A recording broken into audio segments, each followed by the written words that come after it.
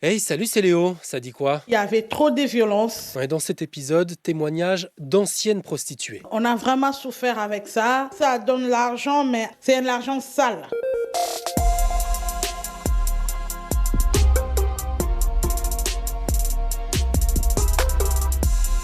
Parce que c'est une des inquiétudes qui revient à chaque événement sportif planétaire. Comment protéger les femmes des réseaux de prostitution alors que dans 12 semaines maintenant, des millions de touristes vont venir en France pour les Jeux Olympiques, que parmi eux, il y aura forcément des clients de travailleuses du sexe et que la loi de 2016 qui ne pénalise plus les prostituées mais les clients désormais passibles de 1 500 € d'amende n'est toujours pas bien appliquée selon l'association d'Uni. Il y a 40 000 personnes en situation de prostitution. Il n'y a même pas 2 000 personnes qui sont poursuivies par an. Donc voilà, tant qu'on ne tarit pas la source, l'exploitation humaine se poursuivra. Moi, j'aimerais dire à mes copines prostituées Le mouvement d'Uni aide les prostituées à sortir des réseaux de proxénétisme. qui subissent des violences, je leur dis de ne plus faire ça, de ne plus se laisser manipuler avec ce travail. Je vais commencer à vivre comme tout le monde, avec du respect comme une femme. Le gouvernement veut donc plus de ce genre de maisons d'anciennes prostituées. Un réseau national d'accueil, mais là, spécialement dédié aux mineurs, qui représente quand même près d'un tiers des 40 000 personnes prostituées en France. Une cellule de cyberenquête sera également mise en place. C'est un truc à mettre sur l'Internet, non? Et oui, parce que la prostitution en ligne a explosé depuis le Covid. La prostitution de rue, elle ne représente plus que 20% du phénomène. Pour les Jeux de Paris, donc, une campagne de sensibilisation sera lancée et des actions renforcées contre les faux salons de massage. Ça vous va? Ça a l'air parfait. Oui, sauf qu'en fait, le gouvernement n'a pas communiqué le budget de son plan anti-prostitution et du coup, les associations se méfient. Certaines regrettent aussi qu'il n'y ait pas de revalorisation de l'aide financière à l'insertion sociale. 342 € par mois, c'est indigne et ça ne permet pas d'exercer une autre activité, estime par exemple le médecin du Monde. Que seraient ces messieurs sans nous?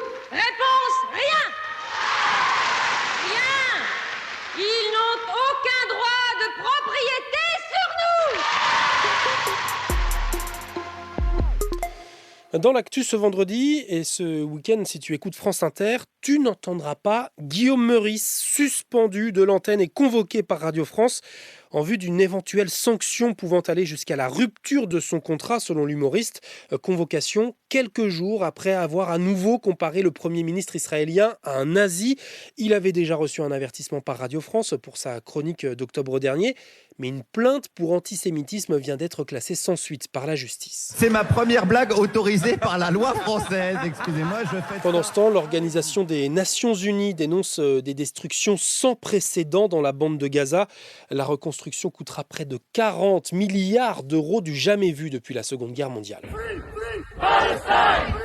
Et ça, ce sont les étudiants de Manchester qui, avec d'autres campus britanniques, rejoignent la mobilisation pro-palestinienne partie des États-Unis.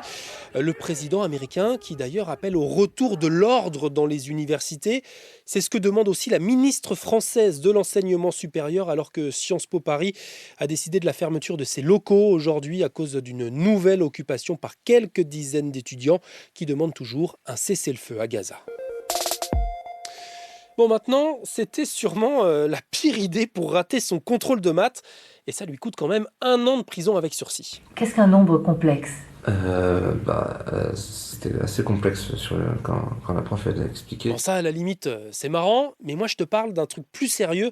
Un lycéen de 18 ans qui a carrément lancé 18 fausses alertes à la bombe entre janvier et mars dernier.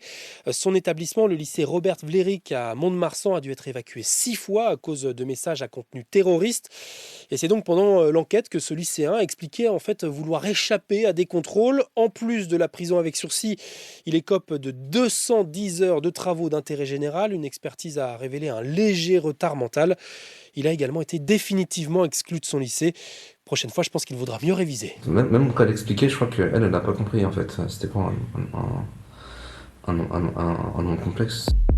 Allez, un petit dernier mot. S'il te plaît, j'ai besoin d'un coup de main.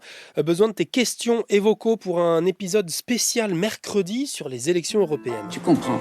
J'ai besoin d'aide, Polly. Aide-moi, je t'en prie. Je te laisse toutes les infos dans la chaîne WhatsApp de France Info, toujours dans l'onglet Actu de ton application. Et puis je te laisse sur ça. Pushing and peeling myself out of my Le Tiny Desk de Willow Smith, posté hier sur YouTube. Rien de mieux pour lancer son album sorti cette nuit, Empathogen. Et bon week-end.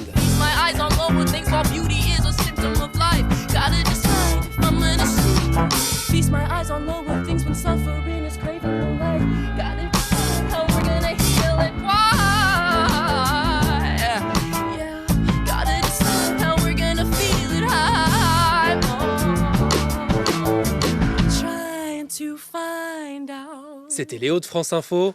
Allez, ciao. Wow. Thank you guys so much.